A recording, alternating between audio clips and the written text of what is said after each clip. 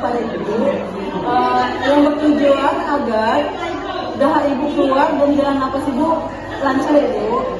Yang pertama itu kita melakukan tarik nafas secara hidung lalu hembuskan ibu. Yang kedua lakukan hal yang sama, tarik nafas lewat hidung lalu hembuskan ibu. Yang ketiga itu tarik nafas lewat hidung lalu tahan di perut. Terus kita keluarkan dahaknya ibu ya. Baik ibu boleh memegang komnya ibu, maksudnya ibu.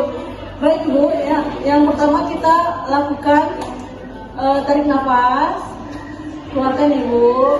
Yang kedua itu lakukan lagi tarik nafas, keluarkan lagi ibu. Yang ketiga itu tarik nafas, tahan selama 3 detik, lalu keluarkan ibu. Terima kasih Bu, itu tadi tindakan yang sudah kita lakukan ya Ibu. Jika ada keluhan lagi, silakan memanggil saya di ruang perawat ya Ibu. Terima kasih Bu.